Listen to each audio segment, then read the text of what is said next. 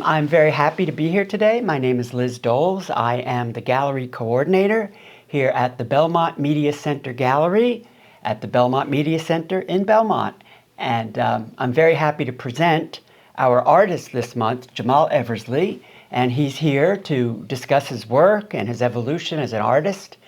And let's get started. Yeah. All right. Good. Hi. Hi, Jamaal. Hi, everyone. Hi. I've known Jamaal quite a few years now. Yeah. And I think highly of his work. And he's a very articulate artist, which makes interviewing him a pleasure. So, Jamaal, could you tell us why you've chosen this piece out of all the pieces you have in the gallery, why this one is the most representative of your goals as an artist? And how this painting fulfills that. Is it color? Is it subject matter? Could you speak a little bit about those things? When I was starting this art journey, I wanted to start as an artist, a practicing artist, but also as a practicing community organizer. How do I see community? I see community through the eyes of collaboration. Bringing people together who may not have been able to have conversation, have dialogue, work together beforehand. Okay. Okay. So with that being said, this piece was created in 2019, 2020, with a dear friend of mine, Fernando Fula, who is a portrait painter. As you can see, that is me right there at the bottom. And that came from a show titled Real Friends. And Real Friends was all about collaborations. It was all about me reaching out to individuals who, yes, we are all artists, but we all come from different walks of life. I remember that show. Yeah. I remember it very well. Yeah, we all come from different walks of life, and we might have different mindsets, obviously different styles of art, different goals that we're trying to achieve as artists. But the fact was, how do we work together to create something that is not only beautiful, but meaningful? Okay, so, and this one has achieved that. And I'm going to ask you the most obvious question is why you're upside down. So if you see the whole painting, it kind of looks like a playing card. So it's called the Nerd of Hearts. We're going to talk a little bit more about this, but I was always called a nerd growing up. So you can place this painting either nerd side up or Jamaal the nerd side up. So it goes either way. The nerd came from a collage of sorts that I had to do when I was still at Babson College. I went to Babson College for business, and I was taking a painting class at that time. And the nerd stems from this black and white paper collage that I had to create. And at that point in time, when I cut it out, I said, this looks like a nerd. It was in black and white, and I just latched onto it ever since. Yeah. I decided to color it orange because I am a 90s kid. I grew up Right. in the 90s. Shout out to all the 90s kids out there. Right. And Skittles. Skittles. Nerds and Skittles. Nerds and Skittles. And back in the 90s, what a big TV network that was really big then was Nickelodeon. Oh, yeah, I remember Nickelodeon. Right, because your daughter is around the same age. Right. So Nickelodeon's trademark color is orange, and orange. What does orange represent? Represents creativity, youthfulness, energy, boldness, and that's why I painted the nerd orange. And when I was in high school, I was taking all the art classes. Oh, okay. And but I'm a nerd. So I was also taking all the math classes that I could and accounting classes. Because I was really good at accounting too at that point in time. And I don't know. I guess it came down to not only did Babson give me a scholarship after applying, gave me a scholarship, a full ride scholarship. And Wonderful, wonderful. Thank you. My mother saying, "Oh yeah, that's definitely where you're going." There's that part, but the second part is that's probably the main part. But the second part is that at that point in time, I couldn't believe in myself that I could be an artist and make. How can I live? Well, we always hear that. Well, all right, now it's time to get practical. Now, that's all well and good, but you need a job. We always hear that. Yeah. So now it's not only outside forces that might have been saying that, but it's me saying that. Yeah. So went to Babson to study accounting and business, and I'm thankful for that now to have that degree. Shout out to Babson. But I felt lost. I wasn't being true to myself. Yeah, I get that too. I didn't have art in my life. I'm like, I'm an artist here at this business school. What am I doing here? And so, just like in high school, eventually I started taking every single art class there. Still trying to please outside forces, that I would use that word, and try to, I don't know, I want to keep it real with you, lie to myself and say, though I'm going to feed these creative practices during these classes, I'm still going to proceed being an accountant. Okay, and ultimately, what was your degree from Babson? I got a business degree in leadership. And so... And that comes with the collaborations then. Yes, yeah, it does come with the collaborations. It all comes together. But I took an accountant internship junior year. Yeah. I was going all the way up to being an accountant, all the way to then. And after that internship, I realized I couldn't lie to myself anymore. I couldn't lie to myself, and I couldn't lie to others. Most importantly, I couldn't lie to myself. And that's when I switched over to become a leadership, and also the change, the evolution in myself began then to say, you know what, I have to live my life for me. Right, absolutely. Makes me happy. And it was at that time I took the painting class junior year before the internship, and it's at that time I realized, you know, once I graduate, I'm going to make a stab at it. So those two things were simultaneous: the internship as an accountant, and then the painting class. And at that point in time, you had to really make a choice. Yeah. The painting class was spring semester. I took the internship in the summer, and I came back. The fall of Babson, a new man. Here you are today. Well, that leads me to my next question, because you are a business person. Yeah. And that's a strong suit of yours. Could you tell us a little bit? I mean, you're wearing a fabulous jacket. Thank you. And I don't know if we can see your sneaks, but could you tell us? Perfect. I'm still a little flexible. A little bit. At your advanced age, you've got some flexibility.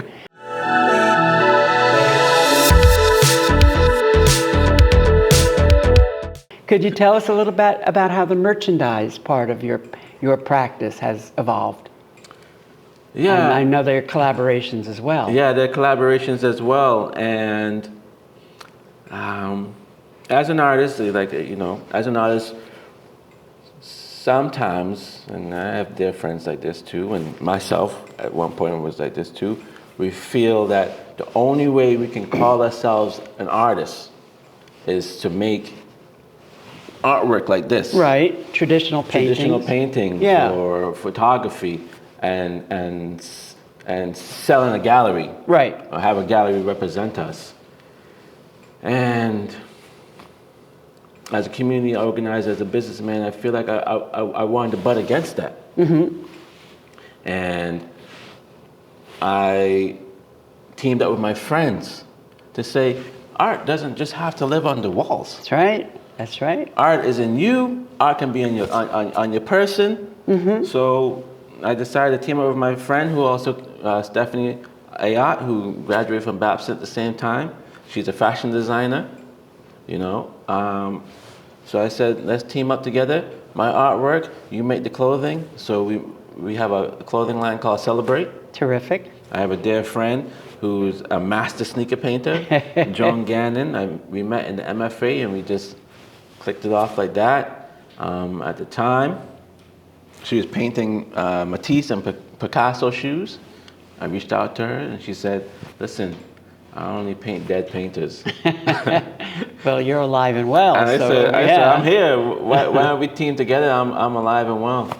And so we've been friends and doing that business, beautifully bold slip-ons, Cool. for about 3 years now. Very cool. And it just shows that you could be an artist and you can, I guess we want to make money as artists. Sure. We are Who living in doesn't? America, right? Yeah. So you could be that and make money, but you have to think of it outside the box in creative ways. Wonderful. And you certainly do. You certainly do. I see you have Michel Basquiat on your shirt. And is he one of your heroes? And any other art heroes that you'd like, or heroines that you'd like to mention, who you count as influences in your work? Yeah, Basquiat surely is an influence for me and all artists, but definitely I would say black artists. Black artists in particular resonate for you. Yeah, well, I would say he's an influence and a hero for me, and I would say other black artists, all artists, but Right. definitely black artists. 'Cause Sure. He in the 80s, he was butting against the traditional ways that art was thought of, and he turned the art world on its head. So in that sense, he's an inspiration for me because I'm trying to do the same thing too. When we were chatting a little earlier, you had mentioned Nickelodeon, and so pop culture and the nerd and the heroes of pop culture are also inform your work. Yeah, I think that pop culture nowadays is definitely something that none of us can avoid unless you don't have a TV or a phone. Right. and I don't know. It goes back to relating. I look at how can we relate to one another. Okay. And nowadays it's pop culture. You know, I might name a reference, Nickelodeon. You can be like, oh yeah, I know Nickelodeon. Yeah, sure. Now we have common ground. Right. Absolutely. The nerd, you know, when it comes to being a nerd, we are all nerds in something. Yeah. Be it math, like traditional nerds, math and science. We're both art nerds. That's right, we are. Yeah, so we're all nerds, and that's something that, again, we can relate on. So my artwork is all about relatability. How do we break down the barriers of our differences and find common ground? And this is for the painters out there who are wondering about your technique. Could you say a little bit about your choice of materials and maybe how a painting like this evolved? What was the first step? Did you envision it completely finished? Or did you say, I'm feeling like I've got to work with green and I've got to work with dots and stripes? Or how did that come about? And then you start playing one color against another, as painters do. Yeah. Could you tell us a little bit about that? And specifically what you use. This is oil, is this acrylic? What kind of canvas? Real nitty-gritty stuff. Okay, very good. Okay, so this is an acrylic painting. The painting piece is called May and Xavier, the Best Couple. If I could back up a little bit, again, like I was telling you, the artwork that I create is all about relatability. When I first started in my art career after graduating, I was trying to find what can be the most relatable subject or aspect of life that we can all relate on somehow, some way, good, bad, or ugly. And I was going through many different subjects, and I landed on high school. Most of us at age 18, 19 and above have at least went to high school.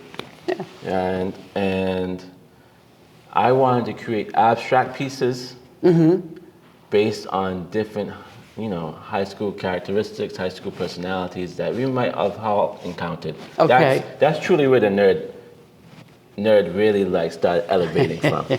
Okay. So this piece is called May and Xavier, the Best Couple, and I wanted to create a piece about, we all might have went to high school, we all went to prom king, prom Were you queen. a prom king? I tried my best. You didn't get elected? I don't think I got prom king. That's okay though. Might have changed the trajectory of your life had you been the prom king. Right. And I know definitely for myself when I was going to Randolph High, couples used to wear matching outfits. Oh, okay. So now we're talking about that green. Yes. Yeah. And so I wanted to create two paintings in one, but how would they speak to each other? Okay. So you just mentioned it. Right. The matching green acrylic paint.